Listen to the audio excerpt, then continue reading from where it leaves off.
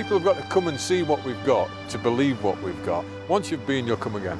Wherever you go, you hear stories, and the stories are about newness, whether it's about new transport links going in, whether it's about new housing going in, new industries going in, changes in the types of businesses that are coming into the towns and the villages within the Tees Valley. Look at Hartlepool. Next year it's going to have the tall ships race, 1 million people coming. Middlesbrough is now becoming a centre for arts. Darlington, in a sense, is the heartland of the railways, and all around us agricultural land and very beautiful countryside. We've got an area that's got a terrific history, but we've got an increasing confidence about the future, and I think that's the biggest change that's happened in the Tees Valley, a growing confidence. I think this area is on and up, and while we are going through difficult times with the recession at the moment, I think this area, perhaps more than any other, has the infrastructure to allow it to survive and grow. I think we've been very successful. What we've done is ensure that visitor numbers to Tees Valley have grown over the last 5 years. More importantly, we've encouraged them to stay longer, spend more, and thereby create more jobs in the area. This is about 5 local authorities all working together for a single area and promoting that area and developing that area as a single unit, which is very important.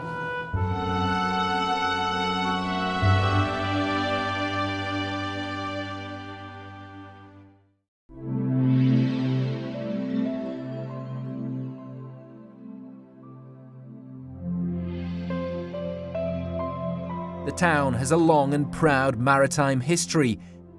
It's home to Britain's oldest surviving warship still afloat, the Trincomalee.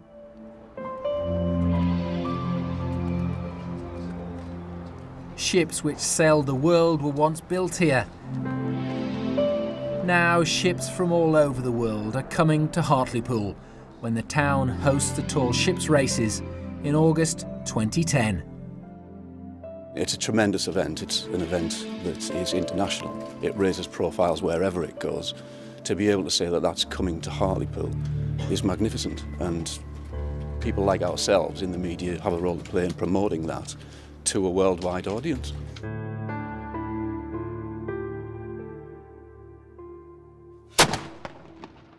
I think people get a real shock when they visit our town. I mean, we've just been part of the celebrations for Hartlepool United's centenary year, and some of the past footballers who came back could not believe the transformation in the town, and particularly the marina area, and they were just absolutely overwhelmed by how amazing it is. And I think everybody who comes into the town now is just amazed by the improvements and the growth.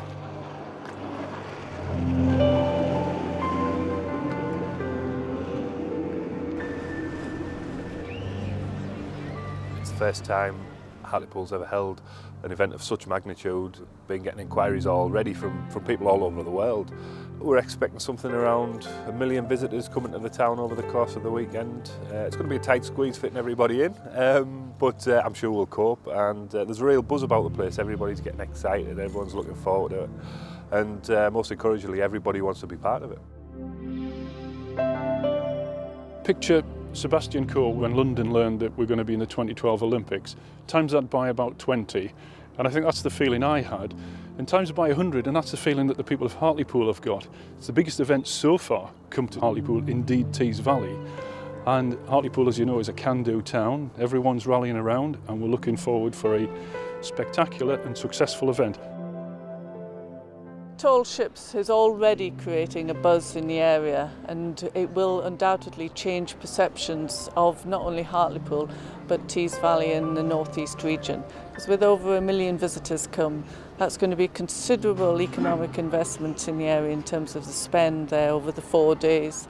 But also people will see not only what Hartlepool has to offer, but also what Tees Valley has to offer as well, and people hopefully will stay for longer than the 4 days and visit the attractions within Tees Valley. Another place where there's been dramatic changes is at Saltholme. It's home to a new RSPB centre.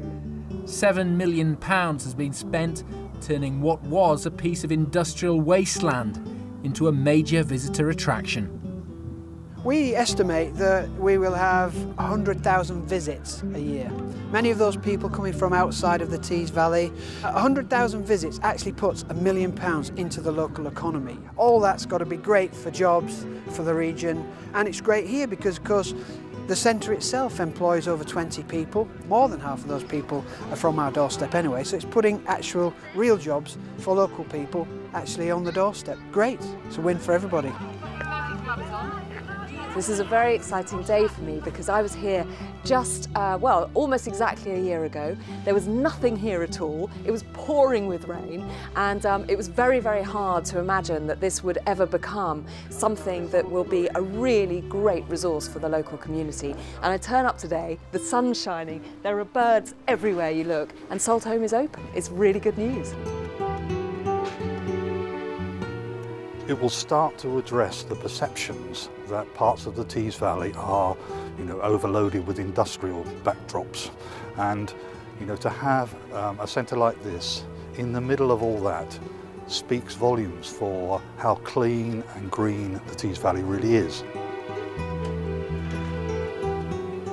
I don't think you can ever put a region in a box. People may think of Teesside as being an industrial area, and sure enough, there's industry here, but it's also a magnificent area for wildlife. And I think what's so exciting about here is seeing that the two can exist together and really work together. It's a great resource, as I said, for a local community, but also it's a great draw for visitors from further afield.